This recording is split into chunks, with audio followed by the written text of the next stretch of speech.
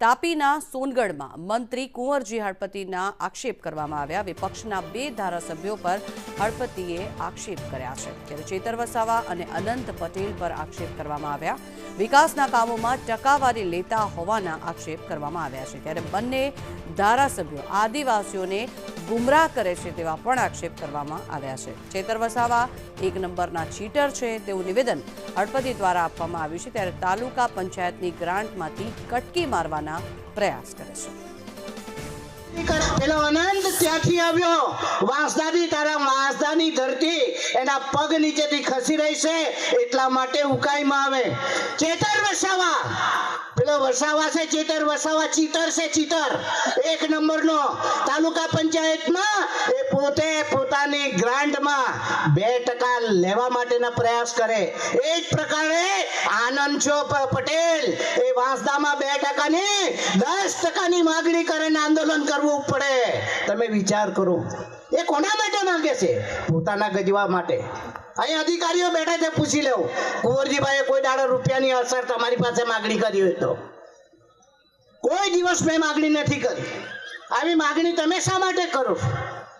અને પછી આદિવાસીઓને ગુમરાહ કરવાનું કામ કરો છો। તો આ જે પ્રકારનું નિવેદન કરવામાં આવ્યું છે તેના જ વિશે વાત કરીએ। આપના ધારાસભ્ય ચેતર વસાવા આપણી સાથે ફોન લાઈન ઉપર જોડાઈ ગયા છે। ચેતરભાઈ, સ્વાગત છે આપનું સંદેશ ન્યૂઝમાં। પહેલો સવાલ આપને પૂછવા માંગુ છું, આ પ્રકારના આક્ષેપ કરવામાં આવ્યા છે, શું પ્રતિક્રિયા છે આપની?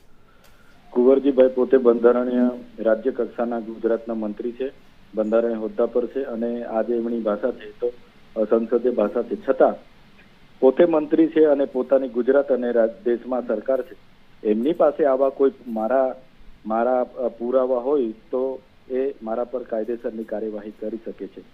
રહી વાત ભ્રષ્ટાચારની, તો અમે સન્માન્ય ગૃહમાં પણ માંગ કરી છે, સીએમને મળીને પણ અમે વાત કરી છે, અને ફરી આપના માધ્યમથી કહીએ છીએ, આદિજાતિ વિસ્તારોમાં જે 14 ટ્રાઇબલ સપ્લાનની કચેરીઓ છે, એ ટ્રાઇબલ સપ્લાનની કચેરીઓમાં આદિ આદર્શ ગ્રામ અને ગુજરાત પેટર્ન જે આદિજાતિઓના સર્વાંગી વિકાસ અને ઉત્થાન માટેનું બજેટ આવે છે, વાર્ષિક બજેટ આવે છે, એમાં કુંવરજીભાઈની પોતાની એજન્સીઓ જે સંદીપ શાહ અને દિવ્યેશ શાહ અને બીજા અનેક લોકો ટીમ બનીને તમામ જિલ્લાઓમાં કામો કરે છે, એ તમામ કામો બોગસ કામો છે અને 10 ગણા વધુ એસ્ટિમેટથી કામો કરે છે।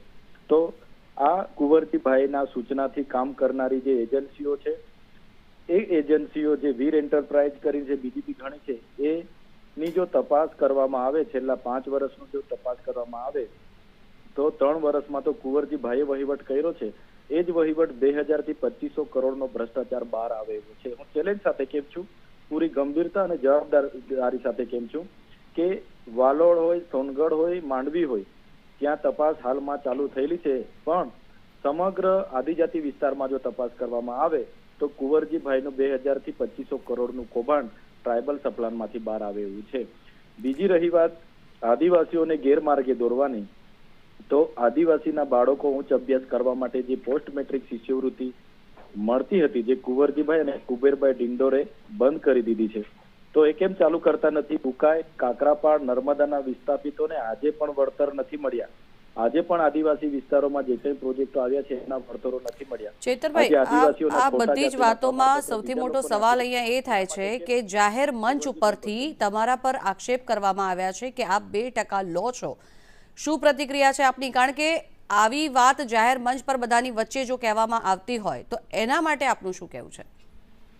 કુંવરજીભાઈને હું પૂરી જવાબદારીપૂર્વક કહેવા માંગુ છું, એ મંત્રી છે, એમની સરકાર ગુજરાતમાં અને દેશમાં છે, એમની પાસે કોઈ પુરાવા હોય તો અમારા પર કાનૂની કાર્યવાહી કરાવે, નહીં તો અમે એમના ઉપર માનહાનિનો દાવો કરીશું। અને ગુજરાત પેટર્ન અને આદિ આદર્શ ગ્રામમાં છેલ્લા 5 વર્ષમાં થયેલા 14 ટ્રાઇબલ સપ્લાનની કચેરીઓમાં જે એજન્સીઓએ કામ કર્યું એની તપાસ કરાવો।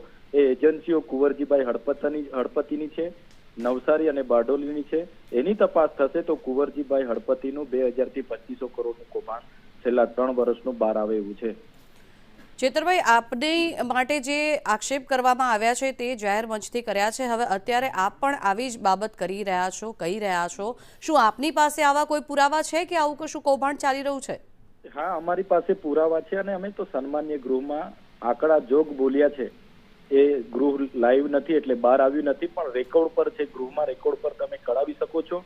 અમે પ્રભારી મંત્રીઓના નામ જોગ કીધું છે અને સીએમ સાહેબને મળીને કીધું છે. સીએમ સાહેબે અમને ઠપકો આપ્યો છે એટલે અમે ટાર્ગેટ કરી રહ્યા છે. પણ આદિવાસી સમાજના આઝાદીના 78 વર્ષ પછી પણ ન્યાય નથી મળતો, એટલા માટે અમે આદિવાસી સમાજ માટે બોલીએ છીએ. અને કુંવરજીભાઈ પોતે મંત્રી છે, પોતાના મત વિસ્તારમાં માંડવીમાં આખી સુગર ખાનગીકરણ કરીને વેચી દેવામાં આવી, ત્યારે કેમ નથી બોલ્યા? વ્યારાની આખી હોસ્પિટલ ખાનગીકરણ કરવા જઈ રહી છે, એમાં કેમ બોલતા નથી? આદિજાતિના ખોટા જાતિના દાખલાઓ બીજાને આપવામાં આવે છે, એમાં કેમ બોલતા નથી? એટલે ક્યાંક ને ક્યાંક કુંવરજીભાઈને જે વિધાનસભામાં અમે બોલ્યા એનાથી નારાજગી હશે, સીએમ સાહેબનો ઠપકો મળ્યો હશે, એટલે એનો ઉભરો આવ્યો હશે અને અમને યાદ કરીને આવું ભાષણ કરી રહ્યા છે. જી આભાર ચેતરભાઈ, સંદેશ ન્યૂઝ સાથે જોડાવા બદલ. ચેતર વસાવા એક નંબરના ચીટર છે તે પ્રકારનું નિવેદન જાહેર મંચ પરથી કરવામાં આવ્યું અને તેની સામે ચેતરભાઈ જ્યારે સંદેશ ન્યૂઝ સાથે વાતચીત કરી તેમનું એ કહેવું છે કે એમના જે આક્ષેપો છે તે સદંતર ખોટા છે. સામે તેમના દ્વારા પણ કહેવામાં આવ્યું છે કે જો આ જે પણ આક્ષેપો કરવામાં આવ્યા છે તે સાચા નહીં નીકળે તો સામે માનહાનિનો દાવો કરવાની પણ તેમણે તૈયારી દર્શાવી છે. તો કુંવરજીએ મૂકેલા આ આક્ષેપ મુદ્દે ચેતર વસાવા દ્વારા પણ કહેવામાં આવ્યું છે સામે કે હું એમના પર માનહાનિનો દાવો કરીશ, કારણ કે જે પણ આક્ષેપ કરવામાં આવ્યા છે એ આક્ષેપના કોઈ પણ પુરાવા જો નહીં મળે તો તેમની સામે માનહાનિના દાવા કરવામાં આવશે. આ સમગ્ર બાબતો પર પ્રકાશ પાડ્યો હતો. સાથે જ તેમણે કહ્યું કે જે રીતે કુંવરજીએ આક્ષેપ કર્યા છે તેમના પોતાના ઉપર પણ ઘણા બધા બાબતોને લઈને આક્ષેપ થઈ શકે છે.